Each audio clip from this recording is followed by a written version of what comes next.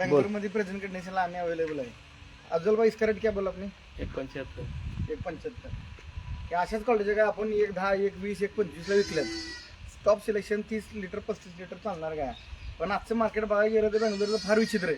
म्हणजे इथं गाई खरेदी करून इकडं अवघड गोष्ट झालेली आहे. आणि त्यातनं मी माणसाला वाटतं की आपण म्हणतो 1.25 लाख ते 1.5 लाखाच्या मध्ये टॉपची खरेदी. आता ही जी खरेदी 55-60 हजाराची.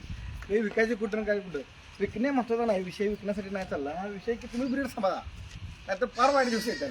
कारण काही शेतकऱ्यांना आपण लई चांगलं काय दिलं पण त्यांनी जर त्याचं वस्तूचं चीज नाही ठेवलं ना तर फार अवघड होईल. आता कंडिशन तर चांगली नाही वासरायची. एक नंबर. काय वाटतं तुला?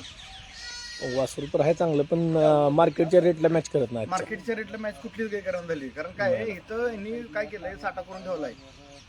जेवढं पैसा आलं तर काही विकत नाही तर विकत नाही. आता सरासरी 2-2 महिने बाकी असलेल्या गायींची किंमत 2.5-2.5 लाख रुपये सांगते. हा 2.5 कॉमन बोलतात. 1.75 आम्ही असलं कॉमन बोललो तर आम्हाला म्हणतील काय पागल झाला काय. ते दिवशी झालं. म्हणजे कंडिशन अशी आहे की माझं सांगायचं एवढंच मित्रांनो पर्पज आहे की तुम्ही ब्रीडला व्हॅल्यू द्या, ब्रीड सांभाळा. आता सगळ्या 3ऱ्या-4थ्या जनरेशनच्या कालवड्याच्या बेसिक 30 लिटर लॉन्च होते. फक्त तुमची तर काही त्या क्वालिटी असेल तर तुम्हाला 100% दर येणार. फक्त तुम्ही त्या पद्धतीने संगोपन ठेवा. आज त्याची स्किन बिन बघितलं त्याची की पैसे काय मागतात की त्यांचं संगोपन त्या लेवलचे महत्वाचं.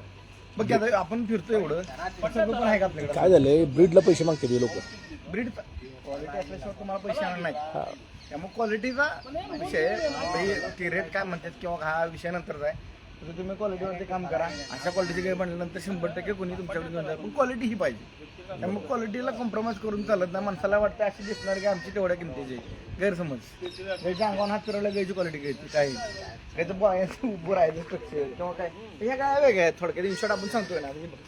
गायचं स्कोर बघतो, क्लिक स्कोर, ऑर्डरची फिटमेंट कशी आहे, त्याची उभं राहायचे, फॉस्फरसचा गड्डा किती आहे, गायचं घेऊन किती कमी आहे, ब्रीडला किती आली, सगळ्या गोष्टी जिथल्या तिथं लागतात तेव्हा गायचं दर निघतो. माणसाला अजून समजून झालंय. माणसांचं काय होतं, माणसाला असं वाटतं की पांढरी गाय म्हणजे तेवढाच दर आहे. तसं गैरसमज आहे. गायच्या नक्कीपासून ती केसापर्यंत सगळ्या गोष्टी सरळ पाहिजे तर तिला व्हॅल्यू येते. आणि 100% व्हॅल्यूच्या गाय आहे. 2 येताना वासरू विकायचं म्हटलं तर किती रुपयाचा वासरू? 2 लाख रुपये. 2 लाख रुपयाचं वासरू आहे. आज आपण काय म्हणतो 1.25 लाख रुपये देण्याचा प्रयत्न करतो शेतकऱ्याला, पण आपल्याला तर कुठे भेटते. सांगायचा पर्पज आहे की तुम्ही ब्रीड सांभाळा, आहे की नाही. धन्यवाद. बोला टाकायचं काय बोलायचं काय?